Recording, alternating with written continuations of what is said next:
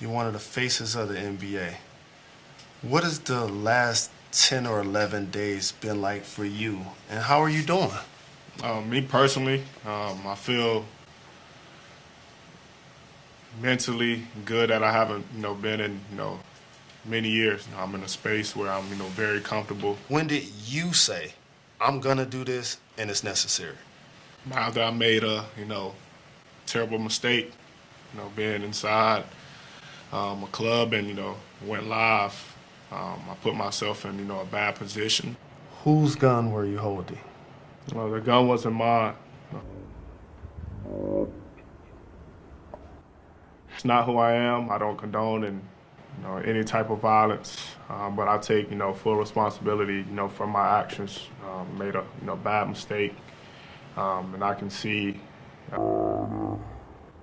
image that I painted over myself.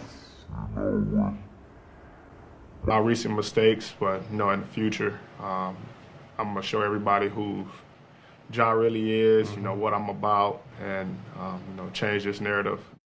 So yeah, you just saw John Morant's interview from today after being asked about the gun incident, and it's pretty clear the man's not taking the situation seriously. I mean, he had to hold his laughter plenty of times, and it did look like he was reading a script at times. It was pretty crazy. Obviously, the NBA is trying their best to protect Ja because, he's one of the best young talents in the league. Of course, last playoffs, he had the most, views across all social media platforms. Definitely a guy that gives the NBA a lot of boost, the algorithm and stuff. And the fact that he had to go through this recently, obviously, got the guys in shambles. It literally took Adam Silver like 3 weeks to solve a situation like this, which should not really take that long. I mean, if this was David Stern, it would have been resolved already. The suspensions would have been handed already. The contract situation, with the bonuses and all that would have also been handled, properly. So pretty crazy that the NBA is not really doing their best to handle this situation. But at the same time, I really hope Ja can get the treatment, of course, of getting back to the court. Definitely one of the most exciting players in the league, only 23 years old. So I really hope this man can come back. It's expected actually that he's going to come back around March 20th, which is pretty soon. That's actually next week, which is kind of crazy when you think about it. But once again, John Morant in this interview, he did look like he was being forced, to say those statements. It didn't really look like he spoke them from his heart. I mean, look at the guy right here laughing after saying that it wasn't his gun. Like, you can tell Ja,